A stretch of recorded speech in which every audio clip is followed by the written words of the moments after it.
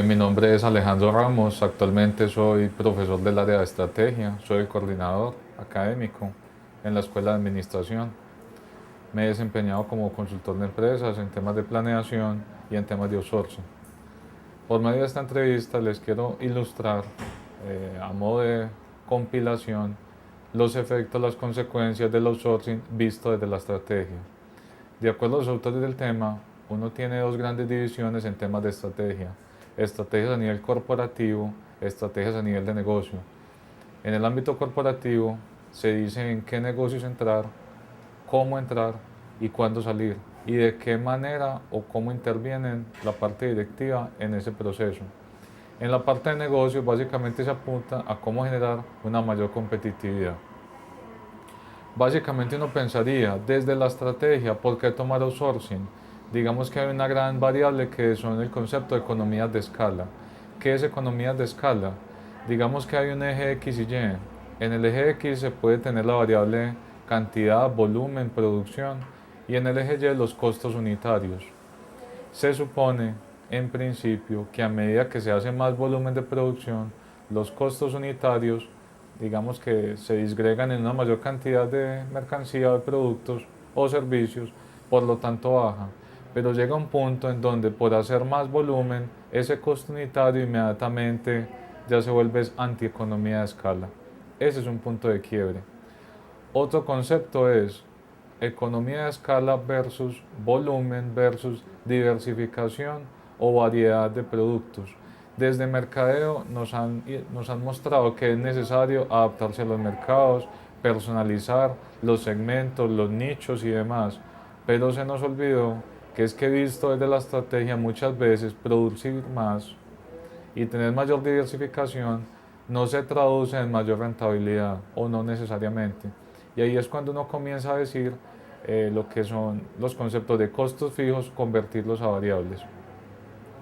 En ese concepto básicamente aparece, en ese punto de quiebre, aparecen tres ideas de por qué tener outsourcing. El primero es por dedicarme a mi core business, a lo que es el centro de negocio. Lo segundo es debido a la especialización. Y lo tercero es básicamente por volumen o por convertir costos fijos en variables. En ese punto, eh, básicamente la estrategia tiene que corresponder al siguiente dilema. Ese crecimiento me tiene que garantizar mayor rentabilidad. Si no, no tiene haber sentido haber crecido. En consecuencia, yo digo a mis estudiantes en clase, ¿para qué creció? Por lo tanto, vender menos, gano más. Y eso en nuestro medio, en nuestra cultura, sobre todo en Antioquia, decirle a un empresario que usted se tiene que devolver al nivel de producción de hace 2 o 3 años y usted genera más rentabilidad, no es tan fácil de entender. De mis experiencias, uno dice cuáles son los costos de no hacer outsourcing o cuáles son los costos de hacerlo.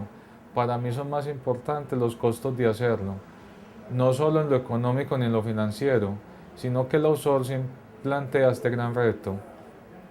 Gano poder porque busco, digamos, conocimiento en un tercero, experiencia, pero pierdo control. Y eso es un balance enorme. Muchas organizaciones, muchos gerentes no están dispuestos a hacer control. Y si usted no está dispuesto a delegar, a hacer control, es mejor que no se involucre en prácticas de outsourcing.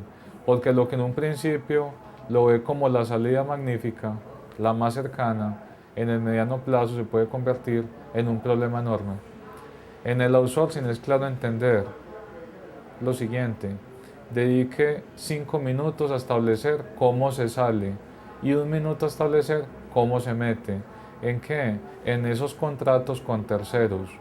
No necesariamente todo vínculo con un tercero tiene una relación formal, contractual, por medio de contratos, pero sí es necesario establecer cuáles son los límites en caso de que yo decida romper ese vínculo.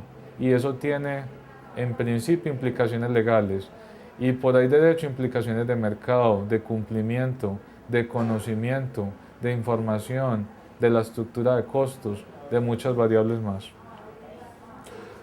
Hace unos 2 años, Inversura, holding empresarial del Grupo Empresarial Antioqueño, toca las puertas de la universidad para una consultoría.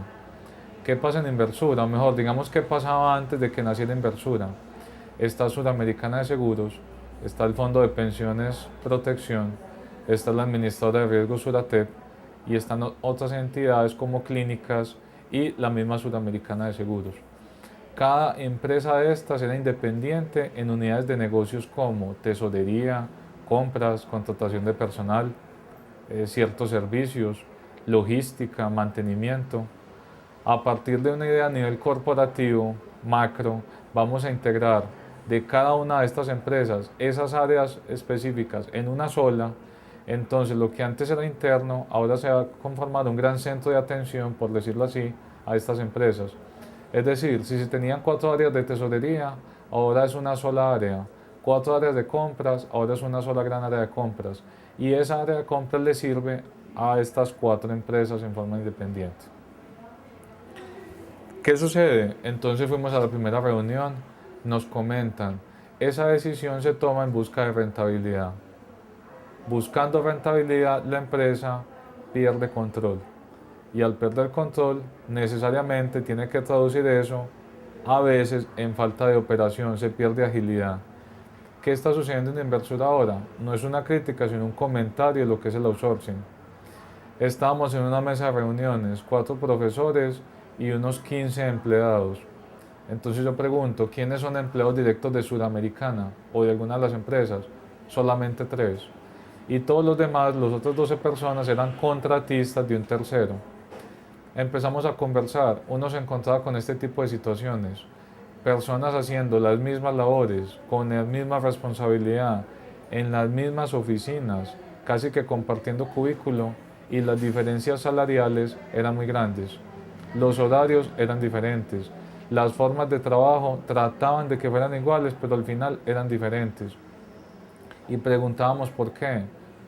Pues hombre, casos como estos en la parte de sistemas.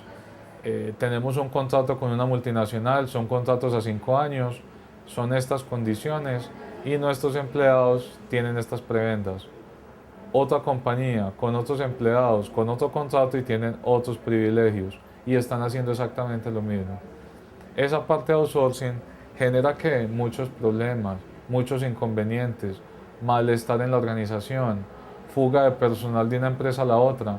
Entonces ya la gente se quiere pasar por el contratista que mejor prebendas tiene con sus empleados y seguir en la misma compañía mejorando sus ingresos. Igualmente, compartir información. Usted sería capaz de compartir su centro de costos, compartir la base de datos de sus clientes, compartir su know-how, su curva de experiencia de aprendizaje. En el outsourcing aparece un gran reto, ¿cuál? Se supone que mientras más años lleves en el negocio, más puedes minimizar los costos unitarios. Y se supone que mientras más volumen de productos o servicios hayas ofrecido, eso se traduce en menos costos unitarios. Pero esas dos variables mal manejadas también se comportan en la inversa. Básicamente esa fue la experiencia. El outsourcing no es una tabla de salvación. El outsourcing no se debe tomar desde las áreas funcionales. El outsourcing toca temas de planeación a nivel corporativo, a nivel de junta directiva. No es tan simple delegar, tiene implicaciones. Y bueno, muchas gracias por la atención.